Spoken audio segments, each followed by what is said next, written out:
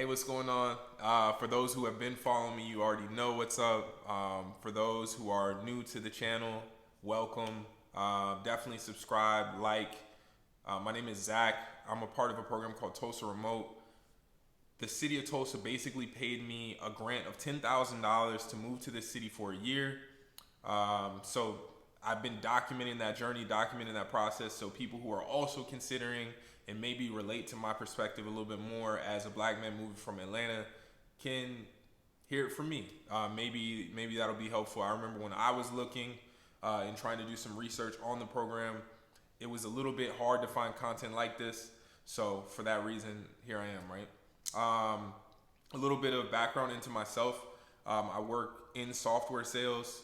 I take a lot of pride in that. I'm also very entrepreneurial and looking for ways to, win at life ultimately and have financial freedom. So you'll also see on my channel content about sales. So if you're interested in that, check out that part as well. But for today's video, we're going to be talking about a 3-month review of what it's been like living in this city as a remote worker, somebody who has the background that I have, somebody who also is looking to generate wealth long term. So before I get started though, I do have some upcoming videos that I am working on. I wanted to let you guys know. I'm gonna start doing a few things, right? So number one, I want to start doing like 1-minute tours, 2-minute tours of places in Tulsa that I find pretty cool. I mean, there's obviously a couple places like the Gathering Place, Cherry Street, and things like that stick out, but there's also others. I also want to make a video about what not to do some reasons not to move to Tulsa. So I'll be doing some content like that. And then lastly, I for sure want to start doing more videos focused on wealth generation and what that's been like in Tulsa in comparison to other cities that I've lived in the past. Which actually leads me to my next point. Prior to moving here from Atlanta, I was working as a Lyft driver part-time to kind of just supplement my income. And what I'm noticing is, in comparison to Atlanta, the market's just not really here like that. So if you're somebody who has gig work experience, like Uber deliveries, which I haven't really tried, being an Uber driver, pretty much any type of gig work, I can almost guarantee you that your income will decrease from that source of income, from that stream of income. So just be diligent about that and understanding that you won't be able to account for, some of that income. You'll lose some of it. I remember sometimes in Atlanta, I was very consistent with waking up at about 4:30, 4:40, getting out on the road for 2 hours before work. Every day I was making somewhere around $70, maybe $80 in the morning before I even started my day. And that was very, very helpful, very beneficial, even though obviously the cost of living in Atlanta is more expensive. That income certainly did help. What I will say is that in Tulsa, I did try a little bit at the beginning when I first got here to kind of pick up the pace on that, but it just was so not busy. It was so slow that I kind of decided to just leave it alone for now. I'm looking at getting into Uber. Apparently that's a little bit better in terms of the volume and just getting rides more consistently. So we'll see how that goes.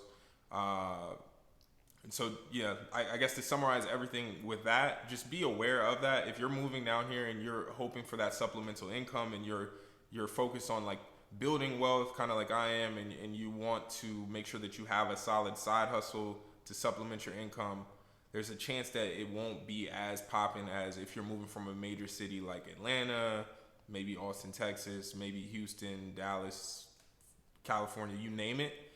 There's just a chance that might be a little slower out here. The next thing I want to talk about is the Tulsa airport, which I've been to a lot recently.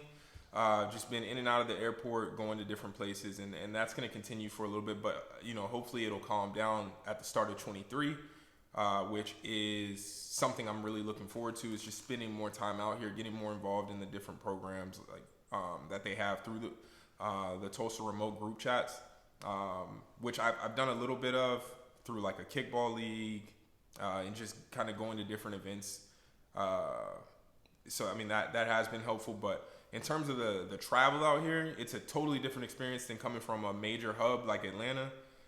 In Atlanta, you can get pretty much anywhere in the world, and it's a direct flight most of the time. It's usually less expensive. In Tulsa, on the other hand, there's some positives because it's easy to get through the airport, simple to navigate. Everything is simple. They might only have like one or two terminals in the entire airport, but it comes at a price, right? So you're gonna have to pay a premium to get anywhere. Most of the time, you are going to have one stop either in Houston, Dallas, or I think there was some like in Orlando, but yeah, it's definitely not as travel friendly. It's simple, but it's usually more expensive, and it is gonna require some stops, right? So just take that into consideration as well if you're also somebody who is traveling a lot. One thing that I'm starting to enjoy about Tulsa is the fact that the weather is pretty versatile. So, right now it's raining, but it was extremely hot when I first moved here. I'll say that it was extremely hot, but you're starting to see that there's a little bit more to it. You're starting to experience all four seasons, which is something that I never really cared about as much growing up, but it's something that I'm now starting to appreciate being here. For the past month, it's been very mild, perfect fall weather. But when I first got here, it was blazing. Like I'm talking about, as soon as you walked outside, it's over with. You're already sweating. You're already getting ready to go back inside, damn near. So, and then from what I'm also hearing is that it gets very cold in the wintertime. So take that into consideration. I'm hearing that it gets sometimes so cold and there's a lot of snow as well. So a lot of people don't even leave the house at certain points, which is something that nobody really told me. I kind of had to learn that the hard way, but it's not necessarily a bad thing. Just be aware of that, obviously. One more thing, let me double back. When I was talking about the travel out of the airport, there's not a lot of Lyft and Uber drivers subsequently to there being less demand, right? So, I went to the airport the other day, for example, coming back in town from Key West, actually, and it's 11 o'clock at night. I can't even find an Uber, so I submitted a ride request, couldn't get a Lyft ride, couldn't get an Uber ride, so I had to take a traditional taxi, and he ran up the meter real quick on me. I'm not gonna lie, that meter ran up a lot quicker than it should have, but it is what it is. That's just kind of the price you pay out here. Hopefully, as the city grows and it develops, which I'm starting to see that it is, that demand will increase, and the amount of drivers will also increase. That's what I'm obviously hoping for, and I think everybody else can relate to that.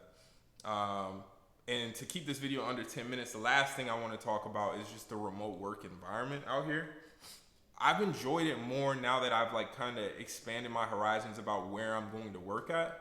I think if you are planning to, obviously you're a remote worker if you're watching this video for the most part, but if you move out here, I highly recommend that you take advantage of the 36 Degrees North co-working space. We have two options for that. I believe there might actually be three, but I don't know if anybody said this, but you get a free membership, free access for 2 years to go into these co-working spaces, which is very helpful, to just kind of break up the monotony of your day, go and try a new place, go and try a new vibe when you are working.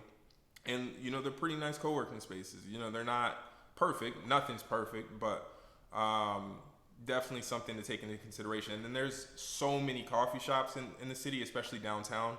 I live in Easton Village downtown, and it's definitely an easy place to live if you just want to walk somewhere, start your day with a coffee, and just kind of get into your bag at a gradual pace. I will say, if you are going to move here, don't be in the house all the time with work. Get out, network, meet new people, do different things, and it'll make the time here a lot more smooth and make you feel more included into the community, if you will. So, that's my 3-month review. I feel like overall, if I was to rate my experience so far, it's actually picking up. You know, I'm meeting new people, different types of people, I would say, than what I'm used to. But that's okay because I didn't move out here to experience more of the exact same thing over and over and over again. But yeah, in terms of a rating, I would say I would give it like a probably still like 7.58. You know, maybe even an 8 out of 10 right now because this is actually a really cool place. What I'm starting to see is that they're building that grassroots culture that may end up having the city pop off similar to what we saw with, you know, Oklahoma City or Austin. Not to the likes of like Dallas or anything like that yet, but I'm really looking forward to seeing what happens in the city. Lastly, be on the lookout for more content from me. Make sure you like and subscribe.